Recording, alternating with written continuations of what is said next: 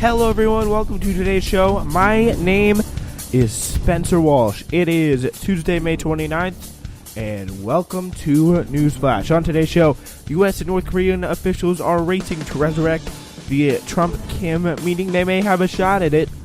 Trump celebrated Memorial Day by, how else, raging on Twitter. Trump insiders are creating an office inside the FCC. How they're manipulating the internet to their favor. Not good. And somehow China approved Ivanka Trump's trademarks the same week as Daddy's ZTE pivot. What? That just sounds amazing. Oh my god. All of a sudden they just Trump talks about getting reviving ZTE from sanctions. Bam, 13 trademarks approved from Ivanka Trump's brand.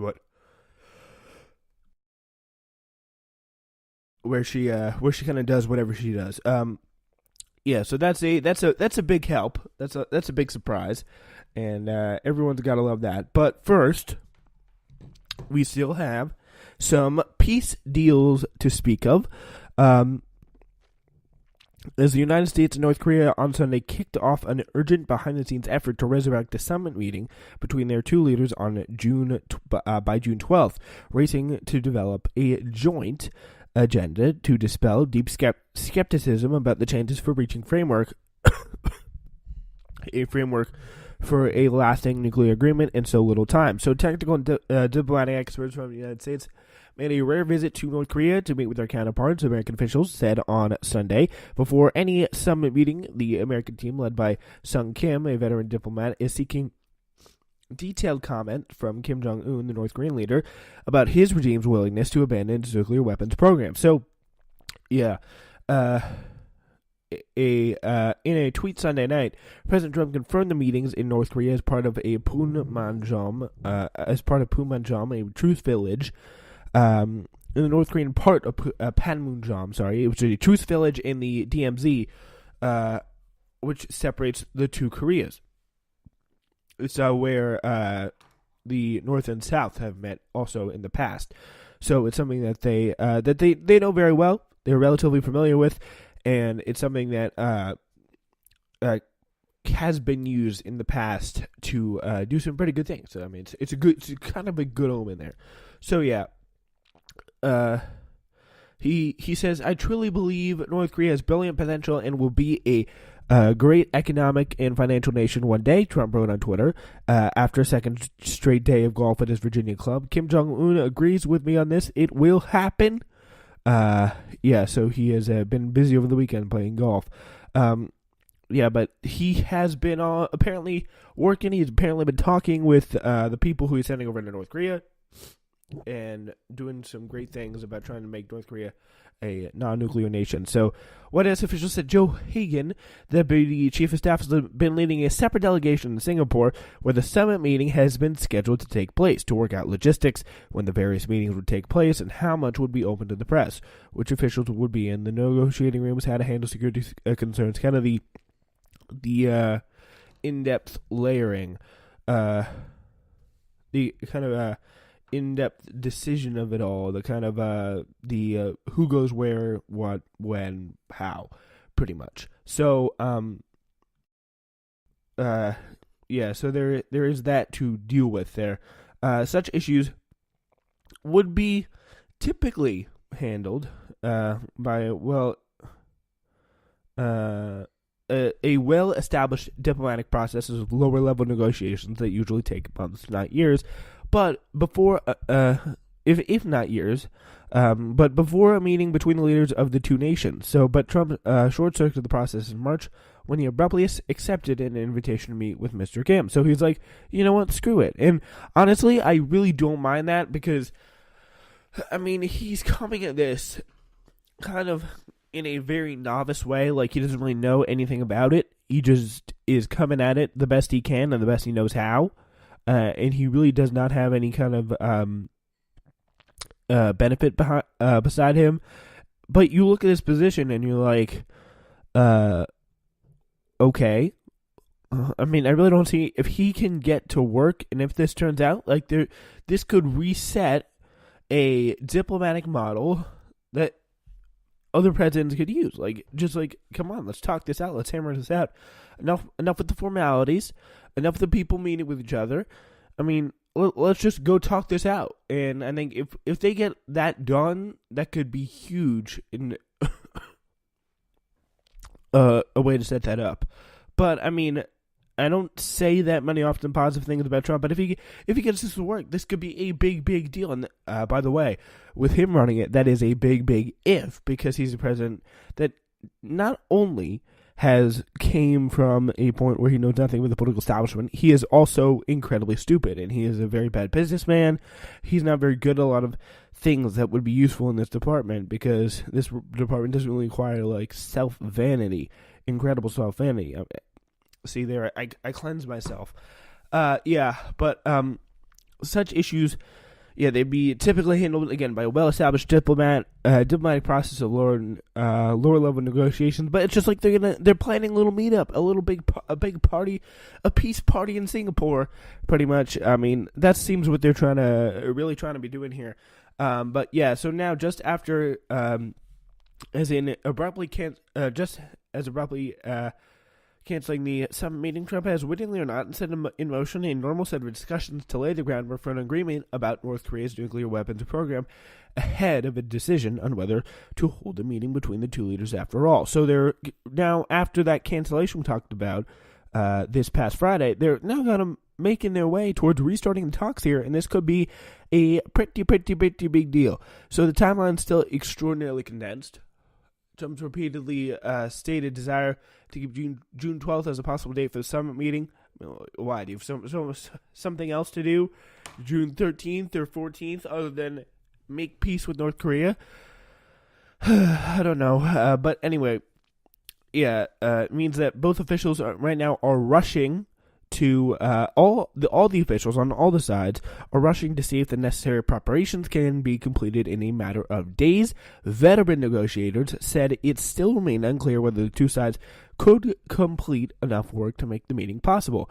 The president said he's not going to go until there's a substantial agreement. But the question is there that kind of time to reach this kind of agreement? Joseph Yun, a former chief negotiator with North Korea at the State Department, who retired in part because of his frustration with his agency's diminished role. So, I mean, he himself has had some disagreements about the situation. I mean, it is quite amazing when you see how that happens here, when you see how that all kind of turns out. It's like, all right, we're just gonna have to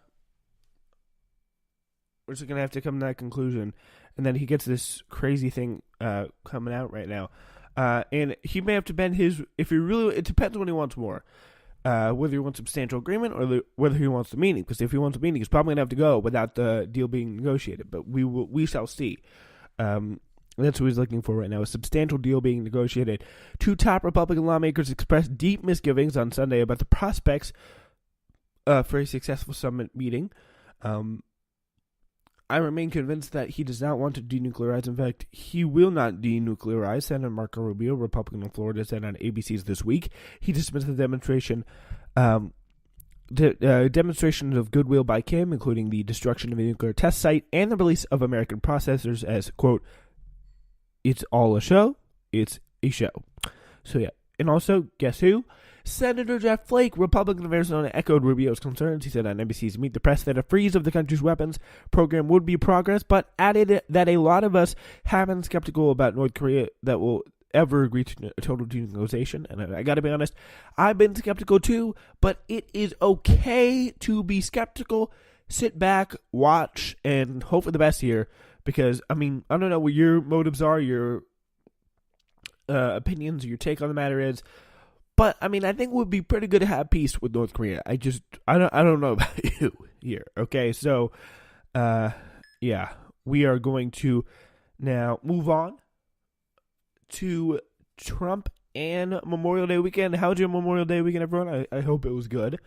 Thank you so much to our troops out there, do so much good work, and we'll get to a true Memorial Day story for you up next, so that'll be pretty cool.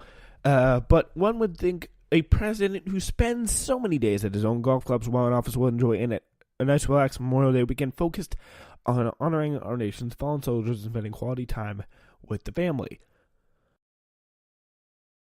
Well, pretty much one who doesn't know President Donald J. Trump. Anyway, for the 45th president, his relationship lately seems to have been with the television set primarily tuned to Fox News, and the primary thought occupying his mind by all appearances is Robert Mueller's ever-expanding Russia probe.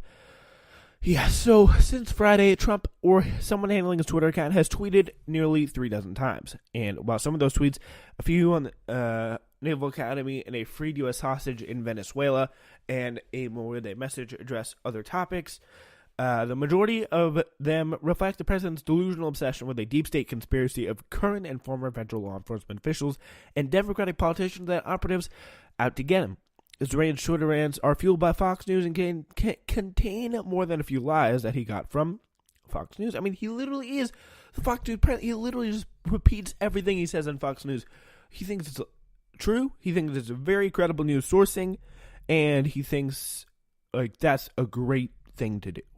Like he's like, oh, it's the most true, valid thing in the world. Like, and it's just okay, buddy. Okay. Yeah, so the president deserves some answers. Fox News, in discussing Spygate, he tweeted, Sally Yates is part of concerns people have raised about the bias in the Justice Department. I find her to be quite unbelievable. This raises legitimate questions. I find this is really odd. This goes to the heart of our electoral system. Jonathan Turley on Fox News. I mean, he literally just tweets out takes from Fox News pundits, and those are the worst kind of pundits. Like, they're not even good enough to be on CNN. CNN is where you go if you're a legit pundit. But if you're on Fox News, like, what's wrong with you? You know what I mean? Like, it is incredible. Yeah. So he also said, taken together again as a matter of presidential record, many don't even make sense. Take the quote from Turley, who's been all over the news media in the recent days, raising concerns about political surveillance of electoral campaigns and the allegation that the former President Barack Obama spearheaded an investigation into the party's presidential campaign is a pretty hefty accusation. So, and there's so far really no evidence of it. Earlier on Saturday, Trump delivered another tweet about Obama. Why didn't Obama do something about the so-called Russian meddling when he was told about it by the FBI before the election? Because he thought crooked Hillary was going to win. He didn't want to set the apple cart. He was in charge, not me, and did nothing. Well, pretty much because the funny thing is, he thought you were going to do this he thought you were going to yell at him. He thought you were going to be like, you thought crooked Hillary was going to win. Like, how would telling you, how would doing something about the so-called Russian meddling, I mean, I guess, I should rephrase that. Like, how would this make any sense? Like, you see the position where he's in, right? I can't really follow the logic. I'm a little flustered and a little bit confused. All right, we're going to have to take a quick break. We'll be back in a minute. Here's our story about a true American hero. Thanks so much for staying with us here. We're going to turn our attention now here for a little bit to Chelsea Manning. And it's a very sad story that we have to deal with. Chelsea Manning, you may have heard of her. She was a former national security employee of the U.S. government who exposed and leaked horrible things the U.S. government had been doing. She is well loved by the Democrats and the progressive community and hated by everyone in Washington, D.C., whether it be the establishment, whether it be the people who have the most power. They hate her the most out of anyone because she spread some tales of some horrible things U.S. military people did at that time that she was being forced to cover up and live with for that entire time. So she leaked that. She was prosecuted by the government, spent years in jail.